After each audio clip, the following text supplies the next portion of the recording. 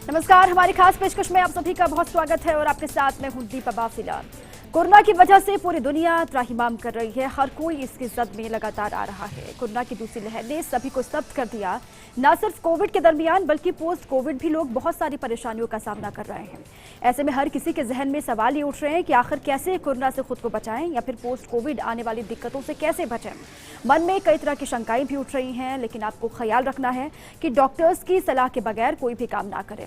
अब ऐसे में जब बाहर भी नहीं जाना है, डॉक्टर से कंसल्ट भी करना है, तो क्या करें? आपकी हर समस्या का समाधान आपके अपने चैनल फर्स्ट इंडिया ने निकाला है, जिसका नाम है डियर डॉक्टर।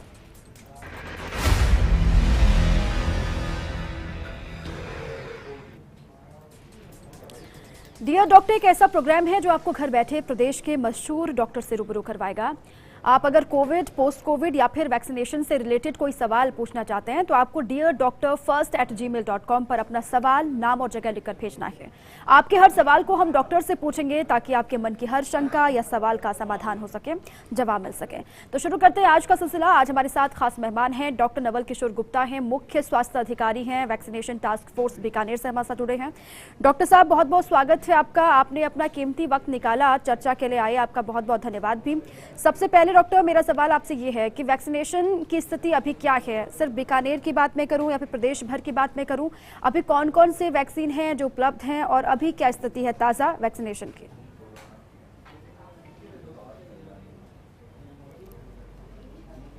देखिए, अभी हमारे पास में सबसे पहले जब हमारा वैक्सीनेशन शुरू हुआ था 16 जनवरी से, तो हमने सबसे पहले हेल्थ केयर वर्कर्स को वैक्सीनेट किया था। उसके बाद में फ्रंटलाइन वर्कर्स को और फिर सिटीजन्स को स्टार्ट किया।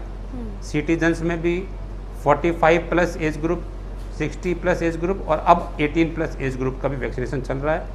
और 45 प्लस का हम लगभग 60% के आसपास हम वैक्सीनेशन का टारगेट पूरा कर चुके हैं और अब 18 प्लस का वैक्सीनेशन चल रहा है। और हमारे पास में 2 तरह की वैक्सीन अभी वर्तमान में उपलब्ध हैं, एक कोविशील्ड और एक कोवैक्सीन, और बहुत जल्द स्पुतनिक भी हमें मिलने वाली है। ठीक है, अभी कोवैक्सीन है, कोविशील्ड है, बहुत जल्द स्पुतनिक वी भी आ जाएगी जो कि रूसी वैक्सीन है। इसको लेकर भी उम्मीद जगी है डॉक्टर। लेकिन वैक्सीनेशन को लेकर सोशल मीडिया पर आप भी देख रहे होंगे, लगातार अफवाहें भी चल रही हैं, कन्फ्यूजन की स्थिति भी है लोगों में कि वैक्सीन लगवाएंगे तो ये होगा, वैक्सीन लगवाएंगे तो साइड इफेक्ट्स होंगे, वैक्सीन लगवाएंगे तो जान भी जा सकती है। तमाम जो अफवाहें हैं उसको लेकर हम भी बार बार कह रहे हैं कि आप उन पर ध्यान मत दीजिए। सरकारें भी लगातार ये कह रही हैं कि अफवाहों से बचना होगा। लेकिन जो ताज़ा अफवाहें हैं उनको लेकर आप क्या कहेंगे कि उन अफवाहों पर कितना ध्यान देने की आवश्यकता है जो इस वक्त चल रही है?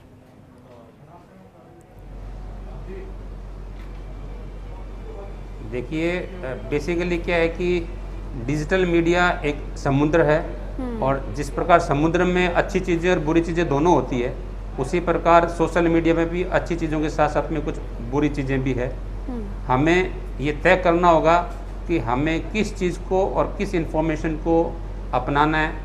ऑथेंटिक सोर्स हो, ऑथेंटिक इन्फॉर्मेशन कोई दे रहा हो, ऑथेंटिक पर्सन हो, ऑथेंटिक इंस्टीट्यूट हो, तब हमें उसकी बात को मानना है। और ऐसे अफवाह फैलाने वाले मैसेजेस, वीडियो या ऑडियो या टेक्स्ट मैसेज जो व्हाट्सएप पे, यूट्यूब पे चलते हैं, उन्हें बिल्कुल भी नहीं हमें फॉलो करना है। जैसे अभी आपके चैनल्स के माध्यम से ही आज मैं भी देख रहा था, जो मैग्नेट वाला, जो मैग्नेट के बारे में आप लोगों ने जो उसका भ्रम दूर किया, वो बहुत अच्छा स्टेप था। हमारे IMA के दूसरे साथी उसमें थे।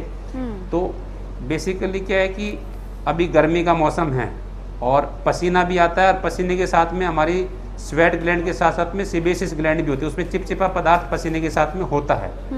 तो उसके रहने से वो सिक्का या चम्मच चिपक रहा है। जब हमने उसको पाउडर लगा के देखा या एंटी ग्रेविटी रखा, हाथ उल्टा करा, तो वो नहीं चिपका, दूसरे व्यक्ति को भी चिपक गया। तो वैक्सीन से उसका कोई लेना देना नहीं है।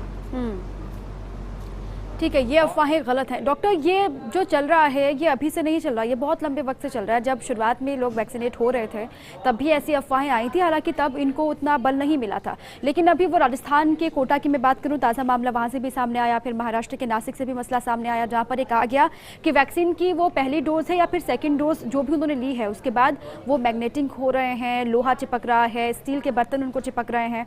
अब ये किस वजह से हो रहा होगा? सरकार ने स्पष्टीकरण दिया है, उन्होंने कहा है कि ये शोध शोध का विषय है, इस पर शोध होना चाहिए। लेकिन ये हो किस वजह से रहा होगा? आम लोगों के जहन में कई सवाल हैं, वो डरे हुए भी हैं, और इसीलिए भी जो वैक्सीनेशन की रफ्तार है गाँव देहातों में अभी भी बहुत कम है। ये किस वजह से हो रहा होगा, सवाल ये।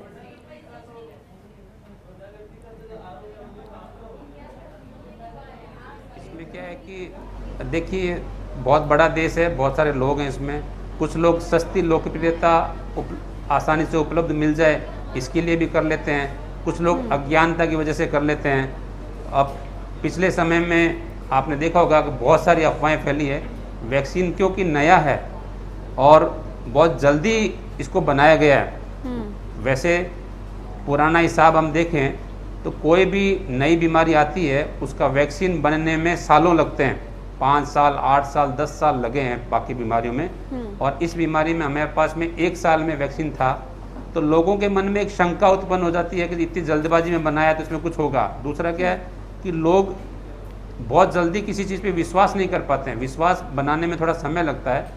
तो इसीलिए हमने सबसे पहले कैटेगरी हेल्थ केयर वर्कर्स की ली थी, हमने खुद टीका लगवाया। सबसे पहले हमने टीका लगवाया, फिर फ्रंटलाइन वर्कर्स ने लगाया, ताकि लोगों में एक विश्वास पैदा हो।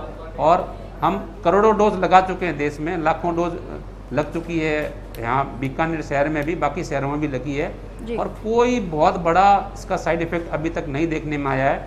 लोगों के मन में भ्रांतियाँ रहती है और वो हमेशा रहेंगी, लेकिन हमें उसे दूर करने का प्रयास करना है, जागरूकता के माध्यम से, आपके चैनल के माध्यम से, एजुकेशन के माध्यम से। बिल्कुल डॉक्टर, शुरुआत से जब से ये लगातार वीडियोस आ रहे हैं सोशल मीडिया पर, हम भी अपने दर्शकों से यही अपील कर रहे हैं कि इन अफवाहों पर ध्यान बिल्कुल ना दें।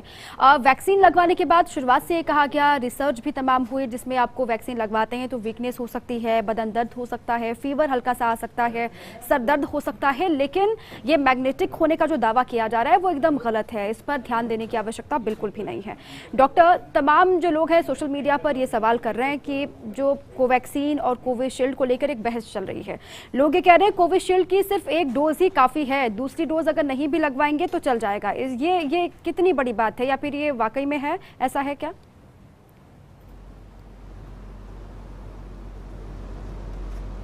नहीं, देखिए, चाहे कोविशील्ड हो चाहे कोवैक्सीन हो, इनकी 2 डोज लगानी जरूरी है, क्योंकि हमारे शरीर में इम्यूनिटी बनाना और एक संतोषजनक इम्यूनिटी बनाना 2 अलग अलग चीजें हैं। देखिए, किसी व्यक्ति को अगर भूख लगी है और वो 1 रोटी खा ले तो कुछ आराम उसको मिल सकता है, लेकिन पूरा पेट भरने के लिए उसको पूरी खुराक की जरूरत है।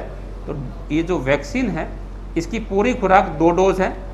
कोविशील्ड में पहली डोज के 84 दिन बाद में दूसरी डोज लगेगी, और कोवैक्सीन में पहली डोज के बाद में 28 दिन बाद दूसरी डोज लगेगी। दोनों डोज लगने के बाद ही इतनी एंटीबॉडीज बनेंगी जिससे कि वो आने वाले इन्फेक्शन से बच सके। हालांकि 1 डोज के बाद में भी कुछ एंटीबॉडीज बनती है, लेकिन उनका लेवल कम होता है, वो उसके इन्फेक्शन को रोक भी सकती है और ना भी रोके। और दूसरी एंटी डोज लगेगा, उसके बाद जो एंटीबॉडीज बनेगी वो अच्छी मात्रा में होगी, वो फिर उसको अच्छे से रोकेगी बीमारी को। अच्छा, कारगर है। अगर पहली डोज लगाते हैं तो इतनी एंटीबॉडी बन जाती है कि आप 2-3 महीने तक कोविड की जद में नहीं आ सकते हैं, या फिर आप सुरक्षित रहते हैं। लेकिन 2 डोज लगाना ही कारगर होगा कोविड से हमेशा के लिए बचने के लिए। स्थिति भयानक नहीं होगी जैसे कि कहा भी जा रहा है। डॉक्टर, अब बहुत सारे लोगों को मैं खुद जानती हूँ, वो ये कह रहे हैं कोविशील्ड और कोवैक्सीन को लेकर, कोवैक्सीन अभी मार्केट में बहुत कम है, जिसकी कहा भी जा रहा है कि आपूर्ति अभी होगी। कोवैक्सीन की डोज बहुत कम है अलग अलग हिस्सों में, लेकिन कोविशील्ड ईजी अवेलेबल है अभी की जो ताज़ा स्थिति है। लेकिन बहुत सारे लोग कोविशील्ड होने के बावजूद भी कोविशील्ड नहीं लगवा रहे, ये सोच के कि कोवैक्सीन ज्यादा कारगर है। अब उन लोगों के लिए आप क्या कहेंगे?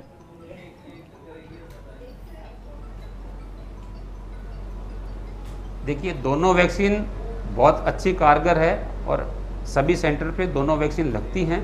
और चूंकि कोविशील्ड पहले आई थी तो वो ज़्यादा मात्रा में उसका प्रोडक्शन था पहले से, और कोवैक्सीन का 3rd ट्रायल चल रहा था जब इसको सबसे पहले लॉन्च किया था, तो विद इन ट्रायल ये लॉन्च हुई थी, और इमरजेंसी लाइसेंसिंग दोनों को मिला है जल्द, क्योंकि ये बीमारी बहुत नई थी और इसको वैक्सीन से हम बचा सकते, इसलिए हमें जो समय से पहले लॉन्च किया है इनको। और दोनों बहुत अच्छी वैक्सीन है और दोनों में बहुत अच्छा प्रोटेक्शन लोगों को मिल रहा है। हमने वैक्सीन लगने के बाद में भी बहुत सारे लोगों का एंटीबॉडी टाइटर करवाया है और बहुत अच्छे रिजल्ट आए हैं। एक बात तो ये एंटीबॉडी टाइटर से, और दूसरी बात ये है कि जो हमारी सेकंड वेव थी उसमें हमने ये देखा है, ये अनुभव किया है और ये रिकॉर्डेड है कि जिन लोगों ने वैक्सीन लगा रखा था उन लोगों में या तो कोविड हुआ नहीं, और अगर हुआ, कुछ बहुत कम लोगों को हुआ, तो उसका सीवियरिटी, गंभीरता बहुत कम थी और उनको भर्ती होने की ज़रूरत नहीं पड़ी, उनको ऑक्सीजन की ज़रूरत नहीं पड़ी और वो घर पे माइल्ड या मॉडरेट सिम्टम्स में बहुत जल्दी ठीक हो गए। और ये इसकी पुष्टि मैं आपको ये बहुत अच्छा उदाहरण देके कर सकता हूँ कि फर्स्ट वेव में हमारा medical staff including our doctors, nursing staff, lab technicians बहुत ज़्यादा संक्रमित हुए थे क्योंकि वो इम्यूनाइज्ड नहीं थे। लेकिन सेकेंड वेव में हमारा बहुत अच्छा स्टाफ, क्योंकि पहले से दोनों डोज लग चुकी थी, तो उनको इन्फेक्शन बहुत कम हुआ, हमें बहुत कम लोगों को छुट्टी देनी पड़ी। तो वैक्सीन बहुत इफेक्टिव है अगर वैक्सीन लगवाते हैं, जैसे कि आप भी कह रहे हैं डॉक्टर, वैक्सीन तो बहुत ज़रूरी है। कोविड की जद में आने से आप बच सकते हैं, अगर आप भी जाते हैं तो स्थिति खतरनाक नहीं होगी, वेंटिलेटर तक जाने की स्थिति नौबत नहीं आएगी। और जो अफवाहें हैं वो गलत है, वो निराधार है। वैक्सीन एक हथियार है और इसको सभी को लगाना चाहिए। लगातार ये अपील भी लोगों से की जा रही है कि वैक्सीन को लेकर आप जागरूक रहिए, वैक्सीन लगवाइए, तभी आप सुरक्षित रहेंगे। डॉक्टर विनय है जयपुर से, उनका सवाल आपसे ये है कि कोविशील्ड और कोवैक्सीन की जो पहली और सेकंड डोज लेने की अवधि है वो कितनी है और इसकी जो गाइडलाइंस हैं जो जारी की गई हैं सरकार की तरफ से वो क्या है?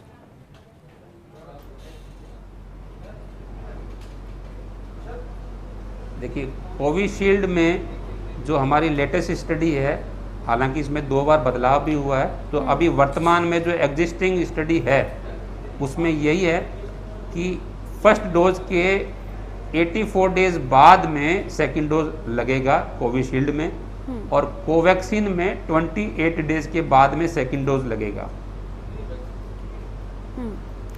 ठीक है, ये गाइडलाइंस हैं और ये बता दिया गया है कोवैक्सीन और कोविशील्ड जिन्होंने भी लगवाई है उनको पहली डोज लगाने के बाद सेकंड डोज में कितना गैप रखना है।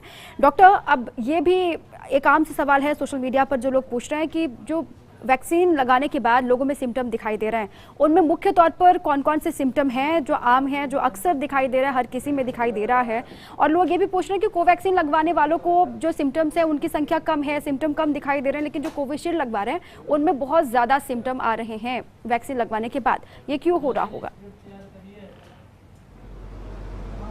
नहीं, ऐसा नहीं है क्योंकि कोविशील्ड की संख्या ज़्यादा है, नंबर ऑफ बेनिफिशरीज कोविशील्ड में ज़्यादा है, तो हमें आनुपातिक रूप में उनकी जो व्यक्ति हैं वो हमें ज़्यादा मिलते हैं, तो उनमें साइड इफेक्ट वाले व्यक्ति कुछ ज़्यादा मिल सकते हैं। देखिए, जो हमने अनुभव किया है और जो लिटरेचर भी कहता है कि अधिकांश लोगों में वैक्सीन लगाने के बाद में कुछ भी नहीं होता, और जो आपकी टीम के लोग हैं या हमारी टीम के लोग हैं, हमने सब ने ये वैक्सीन लगवाया था और हमें कुछ भी नहीं हुआ। 5-7% लोगों में रात को बुखार आ सकता है, जहाँ इंजेक्शन लगाया गया है वहाँ पे दर्द हो सकता है, थोड़ी ललाई हो सकती है, हाथ को ऊपर करने में थोड़ी तकलीफ 2-4-5 घंटे के लिए हो सकती है, किसी को सर दर्द हो सकता है और किसी को ऐसा लगता है थोड़ा नींद आने की उनको महसूस होता है, कुछ लोगों को पेट में भी गड़बड़ हो सकता है, उल्टी या दस्त का। बस ये बहुत मामूली लक्षण है और ये 2 से 8-10 घंटे में ठीक हो जाते हैं। अगर बुखार आए या सर दर्द हो तो हम एक नॉर्मल पैरासीटामोल की गोली ले सकते हैं, उसके अलावा ज़्यादा कोई ज़रूरत इसमें नहीं पड़ती है। डॉक्टर, बहुत सारे लोग ऐसे भी अभी दिखाई दिए या फिर बहुत सारे केस ऐसे भी आए जिसमें लोगों ने दोनों डोज ले ली है वैक्सीन की, लेकिन उसके बावजूद भी वो कोविड से पॉजिटिव हो गए। ये यूपी से भी खबरें आई थी, ये महाराष्ट्र से भी खबरें आई जहाँ पर लोगों ने दोनों डोज ले ली, लेकिन उसके बावजूद भी लोग कोविड की जद में आ गए। ये किस वजह से हो रहा होगा? अगर ऐसा होता है तो हॉस्पिटल जाने के चांसेस कितने हैं? क्या घर पर रहकर ही वो ठीक हो सकते हैं?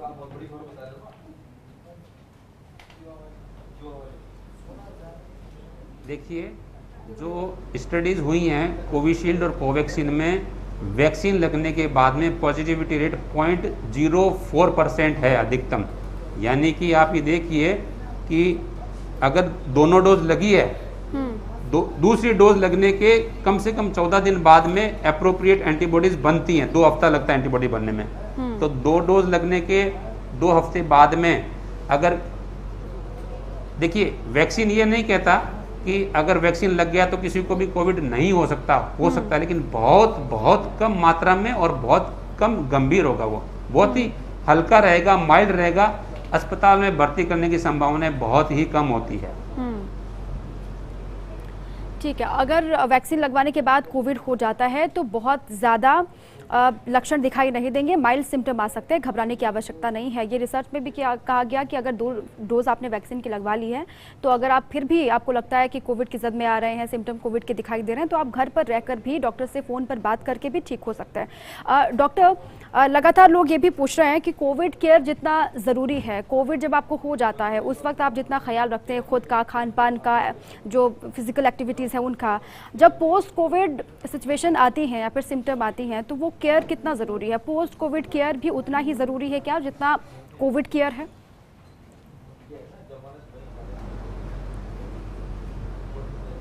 जी बिल्कुल।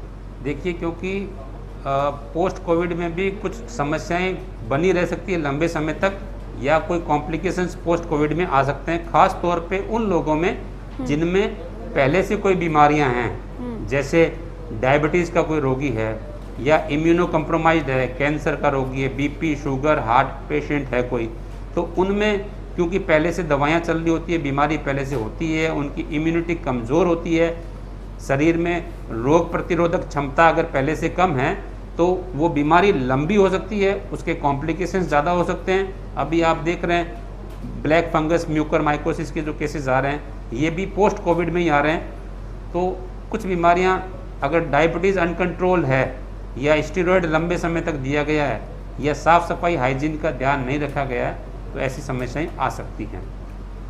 तो हमें कोविड होने के बाद में भी हमें हमारे शरीर का ध्यान रखना है, हमें शुगर, बीपी कंट्रोल रखना है, जो दवाइयाँ चल रही है वो रेगुलर लेनी है, डॉक्टर के संपर्क में रहना है, साफ़ सफाई, मास्क, डिस्टेंसिंग का ध्यान रखना है। ऐसा नहीं कि हमें जो तो एक बार हो गया तो दोबारा नहीं हो सकता, कुछ लोगों में दोबारा भी हो सकता है या कॉम्प्लिकेशंस हो सकते हैं, इसलिए हमें सावधानी ज़रूरी है। एक बार कोविड हो गया है तो निश्चिंत नहीं हो जाना है, दोबारा भी कोविड हो सकता है, लेकिन आपको जो प्रिकॉशंस है वो लेनी है, ख्याल रखना है। डॉक्टर, लगातार ये भी लोग पूछ रहे हैं सोशल मीडिया पर, जो डायबिटिक के पेशेंट हैं, जो हार्ट के पेशेंट हैं, जो शुगर के पेशेंट हैं, उनको वैक्सीन लगवानी चाहिए या फिर नहीं लगवानी चाहिए? लोगों में डर भी है, क्योंकि तमाम बातें सोशल मीडिया पर चल भी रही हैं कि अगर लगवाएंगे तो उनके लिए ख़तरा हो सकता है। इन अफवाहों पर आप कैसे विराम लगाएंगे और क्या इन लोगों को वैक्सीन लेनी चाहिए?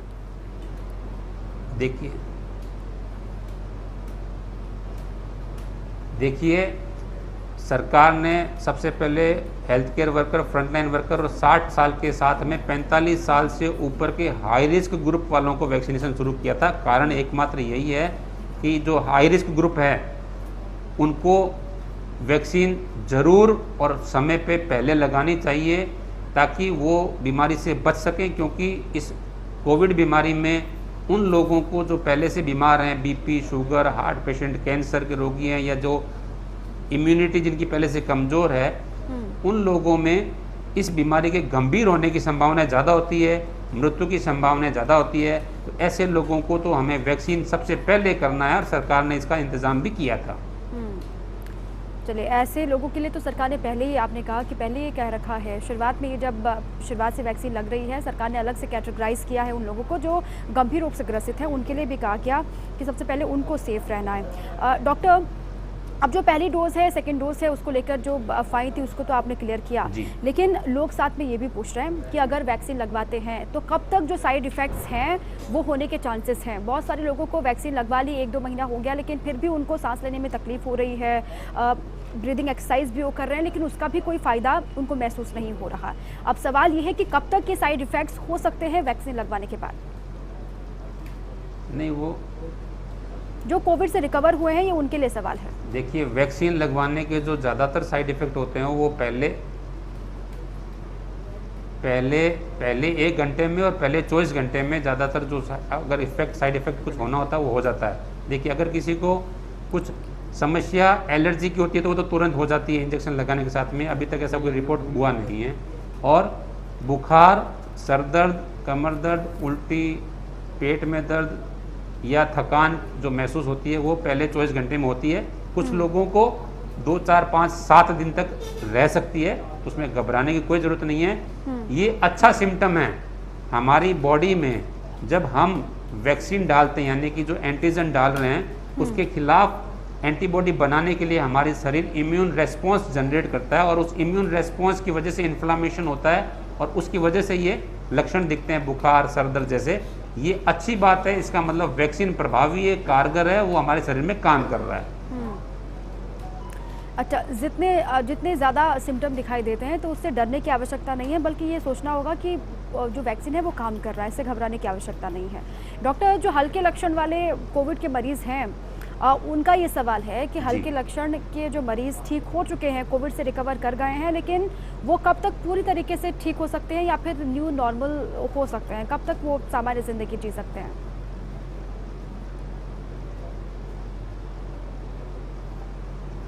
देखिए, जिन लोगों को कोरोना हो गया है वो 3 महीने बाद में वैक्सीन लगवा सकते हैं और कोरोना के लक्षण अधिकांश लोगों में 7 से 10 दिन तक रहते हैं, लेकिन कुछ लोगों में 1 महीना 1.5 महीना तक भी सिम्टम्स रहे हैं। अगर वो गंभीर हुआ तो अस्पताल में भी उन्हें भर्ती करना पड़ सकता है, लेकिन अगर सामान्य जो 85% लोग हैं जिनमें कोई कॉम्प्लिकेशन नहीं होता, वो 5 से 7 दिन में ठीक हो जाते हैं। 10 से 15% लोगों में थोड़ा सा ये मॉडरेट या सीवियर होता है, उसमें से 3-4% लोगों को ऑक्सीजन की या भर्ती होने की ज़रूरत पड़ती है, उसमें से 1% लोगों को वेंटिलेटर पे या ऑक्सीजन सपोर्ट की ज़रूरत पड़ती है। तो देखने की वाली बात यह है कि हमें उस 1% को नहीं देखना, हमें उस 85% को देखना है जो एसिम्टोमेटिक या माइल्ड सिम्टोमेटिक, यानी कि या तो लक्षण ही नहीं आए, उन्हें पता भी नहीं चला। बहुत सारे लोगों को तो पॉजिटिव होने का भी पता नहीं चला, इतना माइल्ड होकर के वो निकल गया और वो आराम से बिना किसी लक्षण के निकल गए। कुछ लोगों में हल्का खांसी, जुकाम, बदन दर्द, गले में खराश या कुछ हुआ, कुछ लोगों में थोड़ा और ज़्यादा हुआ, कुछ लोगों को भर्ती कराने की ज़रूरत पड़ी। डॉक्टर, अब एक आखिरी सवाल है, जो लोग वैक्सीन लगवाने के लिए जाते हैं उनको बेसिक सी वो कौन सी जानकारी है जो होनी ही चाहिए? जो भी लोग अभी चाहते हैं कि वैक्सीन लगवाएं, उनको वो कौन सी जानकारी है जो उनको होनी चाहिए अपनी सेहत के लिए? देखिए, सबसे पहले तो वैक्सीन उम्र के हिसाब से लगती है। 45 प्लस के लिए अलग बुकिंग होता है और 18 प्लस में ऑनलाइन बुकिंग होने के बाद ही प्री रजिस्टर्ड होता है। तो अगर आपका उम्र कौन सा है तो उसमें आप 45 से ज़्यादा उम्र के हैं तो आप कभी भी कहीं भी जाके लगा सकते हैं। और हमने यहाँ बीकानेर में आज से शुरुआत की है मोबाइल OPD वैन की, जिसमें हमारी एम्बुलेंस जो है वो अलग अलग स्थानों पर जाएगी और वहाँ पर लोगों को वैक्सीनेट करेगी, उनके घर के, उनकी दुकान प्रतिष्ठान के नज़दीक में। या अगर किसी घर में 10 लोग हैं 45 साल से अधिक, तो हम उनको घर पे भी भेज के वैक्सीनेट करेंगे, ताकि ऐसे लोग जो बेड रिडन हैं या चलने फिरने में असमर्थ हैं या जो किसी बीमारी से ग्रसित हैं, आने में दिक्कत है, अकेले रहते हैं, ऐसे लोगों को हम वैक्सीनेट कर सकें। एक तो बात ये है। दूसरी बात, उन्हें अपना आधार कार्ड या पैन कार्ड या ड्राइविंग लाइसेंस या बैंक पासबुक लानी होती है अपने आइडेंटिफिकेशन शो करने के लिए। अगर वो चाहें तो कोविन ऐप या आरोग्य सेतु पे खुद रजिस्टर कर सकते हैं, और नहीं तो ऑन साइट रजिस्ट्रेशन भी 45 से बड़ों का हम करते हैं। 18 से प्लस जो उम्र के हैं उन्हें खुद रजिस्टर करके और अधिकांश मामलों में पहले से स्लॉट बुक करके आना होता है। और उन्हें उस वक्त कोई लक्षण नहीं होना चाहिए, खांसी जुकाम बुखार नहीं होना चाहिए। अगर कोविड पॉजिटिव है तो वो 3 महीने इंतजार करके आएँ, और अगर वैक्सीन लगाया है तो अगले 14 दिनों तक वो रक्तदान नहीं करें। रक्तदान पहले कर लें अगर उन्हें करना है, अगर आवश्यकता पड़ती है तो रक्तदान करके आएँ, और 3 महीने कोविड पॉजिटिव होने के 3 महीने बाद में वैक्सीनेशन के लिए आएँ। बाकी अगर कोई आपकी दवाई चल रही है तो वो वहाँ पे हमारे जो चिकित्सा कर्मी उपलब्ध होते हैं उन्हें अपनी बीमारी या दवाइयों के बारे में पहले से बता दें, ताकि हम उनको जानकारी है जो सभी को होनी चाहिए। जो लोग वैक्सीनेट होना चाहते हैं, वैक्सीन लगवाना चाहते हैं, उनको इन तमाम बातों का इल्म होना चाहिए, इसके बारे में जानकारी उनको होना चाहिए, क्योंकि उनकी सेहत के बारे में ख्याल उनको ही रखना है। बहुत शुक्रिया आपका तमाम जानकारियों के लिए भी और चर्चा के लिए भी, सुझाव देने के लिए भी। वैक्सीन को लेकर जब भ्रम है उन पर ध्यान मत दीजिए। जो भी वैक्सीन अवेलेबल है जाकर तुरंत अगर कैटेगरी में आते हैं तो वैक्सीन लगवा लीजिए। अफवाहें बेबुनियाद हैं, निराधार हैं, सरकारें लगातार ये कह रही है। इसी के साथ ही हमारी खास पेशकश में अभी के लिए बस इतना ही। आप रहिए फर्स्ट इंडिया के साथ। नमस्कार।